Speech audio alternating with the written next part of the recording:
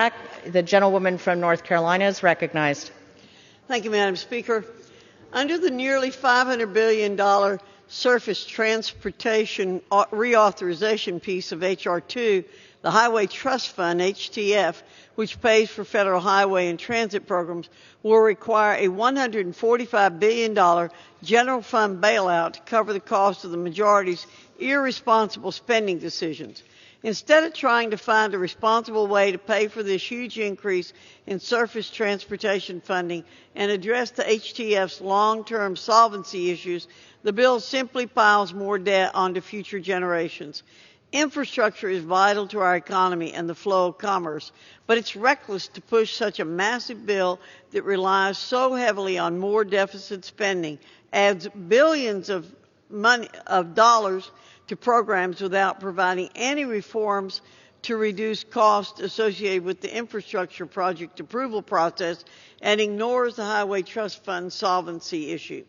In addition, these partisan changes to our federal transportation programs focus more on climate change and less on building infrastructure projects, creating more uncertainty for transportation workers and businesses.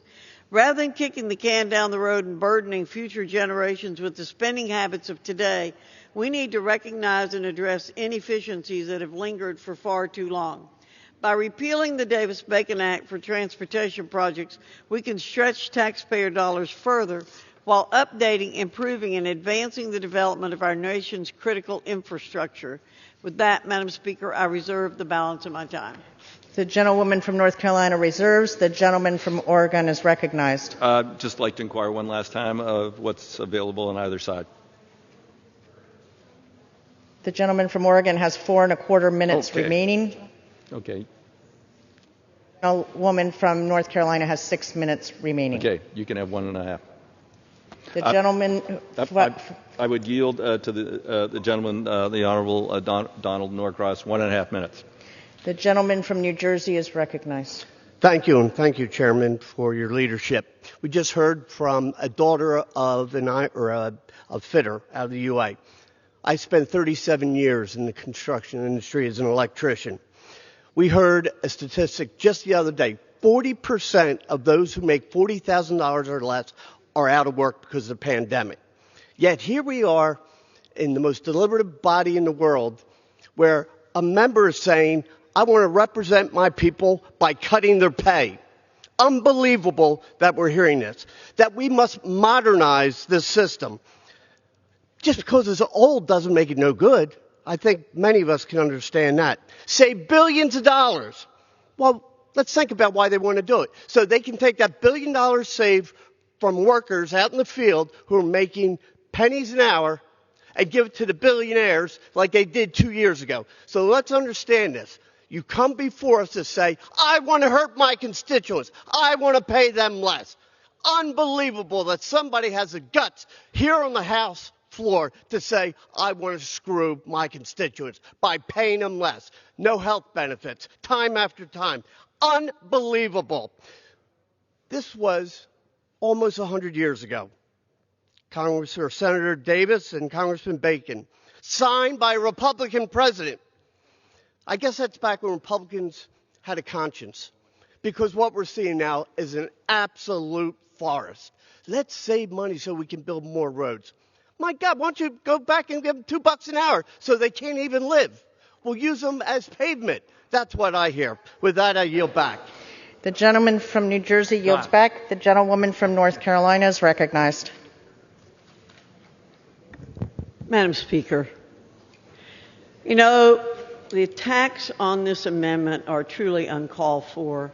No Republican is calling for people to be paid $2 an hour or to be abused. Nobody.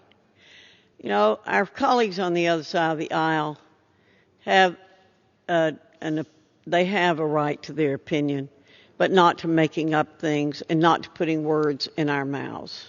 That's just uncalled for.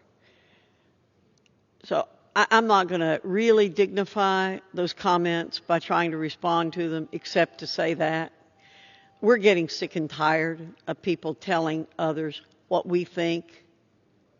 Let's just talk about what we do. And what this bill does is waste hardworking taxpayer dollars.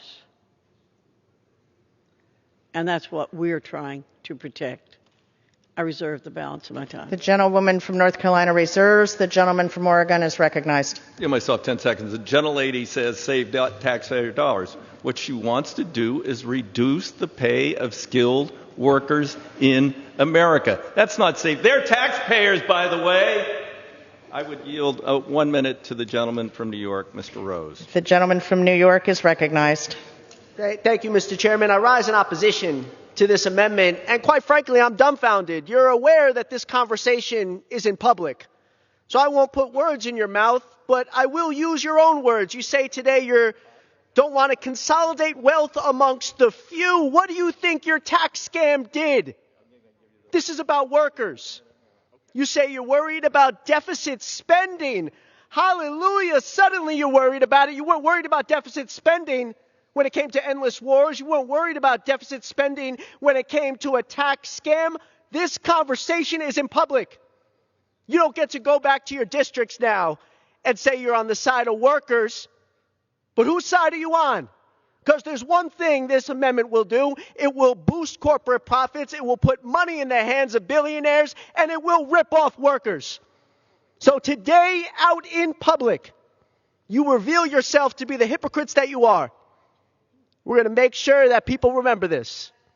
Thank you. I yield back. Madam Speaker, I ask for the gentleman's word to be taken down. Members are reminded to direct their remarks to the chair. Madam Speaker, I ask for the gentleman's words to be taken down. I am not a hypocrite. With all due respect, ma'am, you are. Gentleman will suspend. Madam Speaker, Gentleman will suspend. I ask that the gentleman's words be taken down. The gentleman will suspend. Clerk will report the words.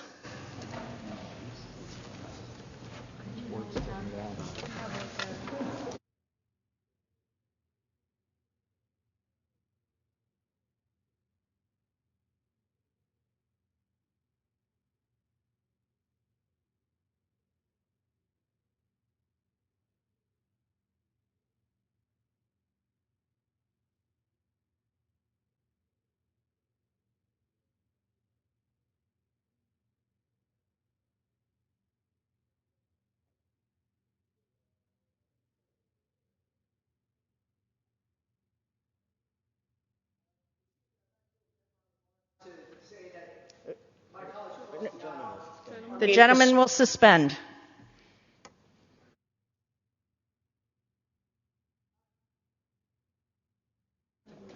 Does the gentleman request to withdraw your remarks? No, I'd like to amend my remarks to say that my colleagues across the aisle are being especially hypocritical today. The gentleman will suspend.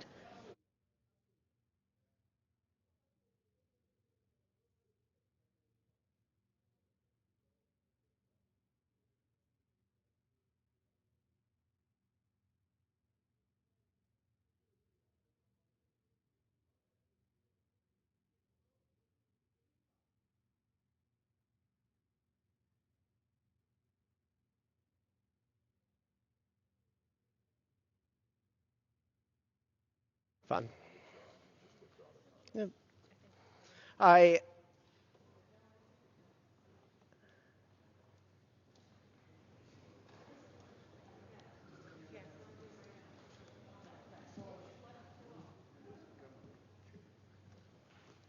New York is recognized. Sure, I did not mean any disrespect if I caused that. All right?